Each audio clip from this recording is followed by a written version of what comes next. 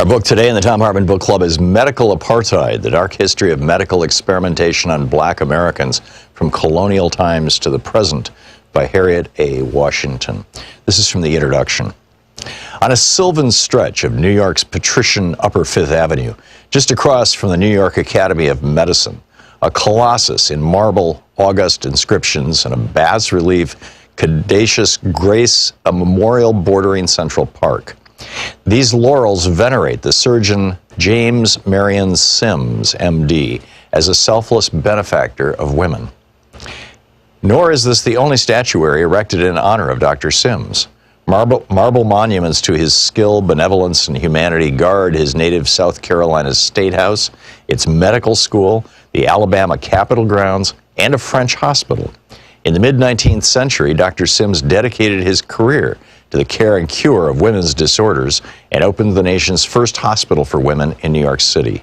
He attended French royalty, his Grecian visage inspired oil portraits, and in 1875 he was elected president of the American Medical Association.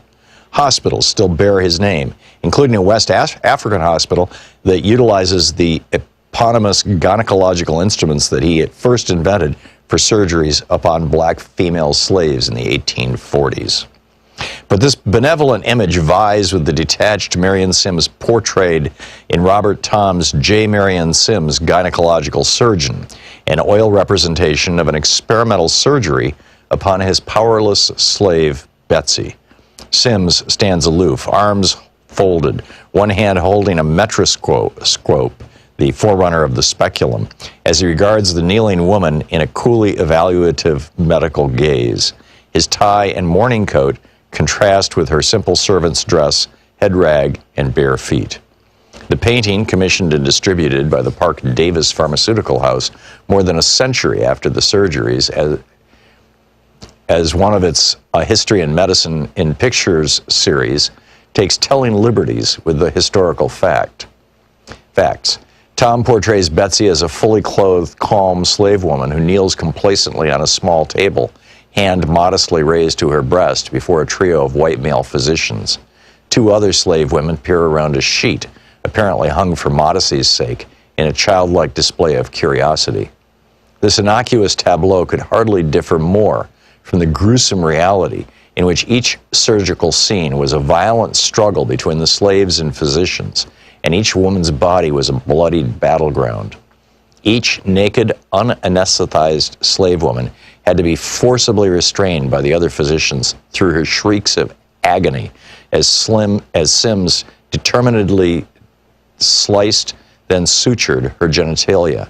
The other doctors who could fled when they could bear the horrific screams no longer. It then fell to the women to restrain one another. I wanted to reproduce Thom's painting on the cover of this book, or at least in the text, but when I asked permission of its copyright holder, Pfizer Incorporated, the company insisted on reviewing the entire manuscript of this book before making a decision. As an independent scholar, I could not acquiesce to this, and I used another cover image. When I renewed my request to use the image within the text, Pfizer agreed to base its decision upon reading this chapter and an outline of the book. The Pfizer executives apparently were uncomfortable with what they read because they refused to grant permission to reproduce this telling image or even respond to my query after I supplied the requested chapter and outline.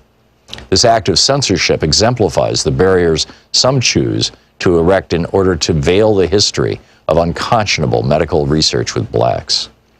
Betsy's voice has been silenced by history, but as one reads Sims' biographers and his own memoirs, a haughty, self-absorbed researcher emerges, a man who bought black women slaves and addicted them to morphine in order to perform dozens of exquisitely painful, distressingly intimate vaginal surgeries.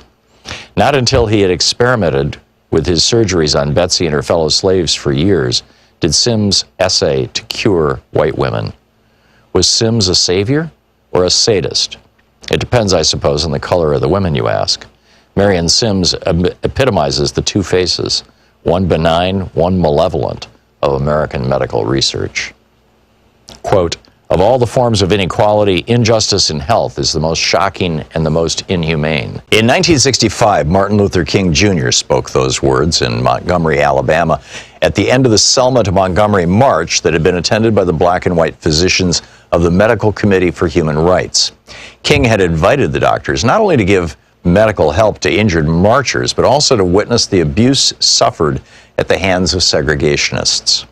With these almost unnoticed words, King ushered in a new era in civil rights because, as Delegate to Congress Donna Christensen Christian, MD, chair of the Congressional Black Caucus Health Brain Trust, has declared, health disparities are the civil rights issue of the 21st century. Thus, Dr. King's alarm over racial health injustice was prescient, and were he alive today, his concerns would be redoubled. Mounting evidence of the racial health divide confronts us everywhere we look, from doubled black infant death rates to African American life expectancies that fall years behind whites.